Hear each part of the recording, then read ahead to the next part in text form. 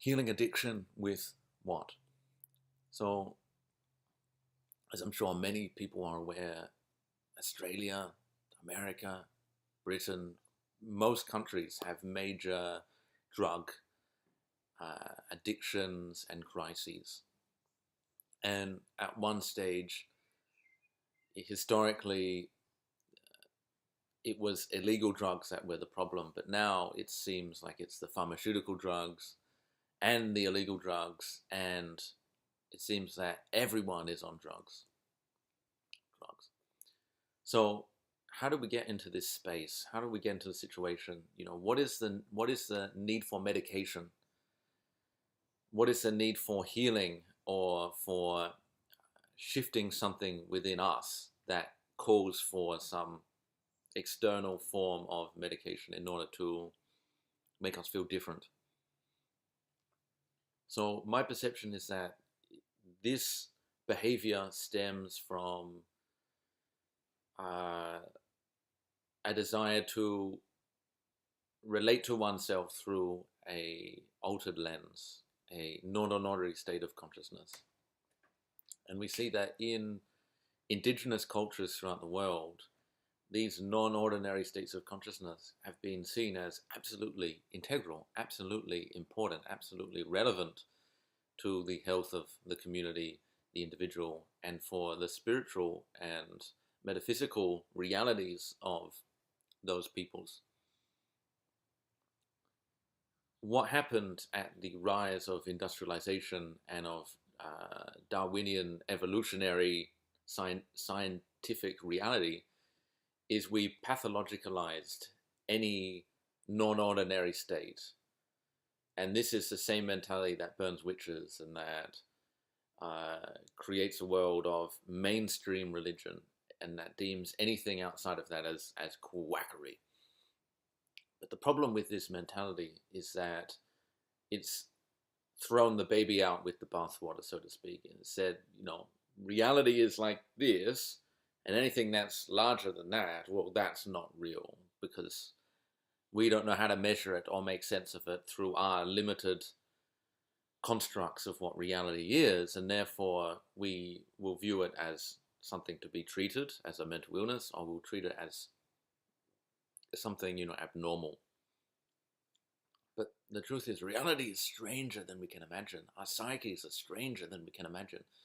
We live in a infinite, multi-dimensional world of infinite possibilities. If you just look at the oceans, we see that there's all sorts of creatures and strange plants and animals, and we can't make sense of that purely with some model of evolution of what life is about. We can't. It's so strange. It's great mystery. It's beyond. And so, because, going back to the previous point, we negated non-ordinary states of consciousness, we haven't had a means of integrating non-ordinary states into our contemporary world in an effective way that enables us to do psychological, spiritual, and emotional work on ourselves through working consciously at different levels of our being. Because there has been no avenue for that, because the religious organizations don't operate in that way, because we don't have sanctioned shamanism, so to speak, we as a species who need non-ordinary states in order to liberate ourselves from the very rigid mental framework that we've been brought up in, seek these substances in the form of plants or drugs or pharmaceuticals in order to experience those non-ordinary states of consciousness. Because it is hardwired in us on a historical level to want to experience those slightly different states of being. And this is a natural drive within our species. This is not something pathological. This is something that we all deal with, whether we deal with it now with voyeurism, spending our time watching television, or surfing the internet, or drinking wine, or practicing yoga, or surfing, or riding a bike, All of these are methods of shifting our awareness, our being, so that we are not so bound in the very rigid framework of our mental state, which for most of us has been imposed by external circumstances that are entraining our being to a certain reality and way to be in this life. And so, with the rise of overdosing, with the rise of hard drugs like crystal meth, with the rise of the enormous money, the enormous potentials it holds for law enforcement and for crime syndicates, we need to re-envision our relationship with non-ordinary states of consciousness. We need to provide new models for treating the malaise of the contemporary individual who is caught in a world that is both disassociating, boring, confusing, alienating, isolating. And because these conditions are there, individuals who are not necessarily as conscious as they could be use these unconscious methods as a form of escapism in order to better effectively process their being or feel better, because that drive to feel better is so innate in our being. So how can we re-envision a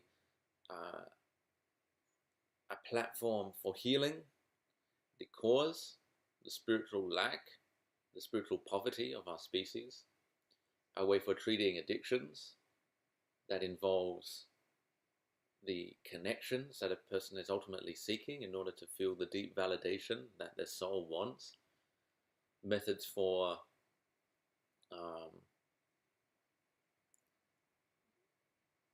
not bringing these substances into the community, these hard drugs, and having ways of monitoring the new drug cartels, the pharmaceutical industry, so that they're not pushing their wares on the community and profiting just the same way as the drug cartels are.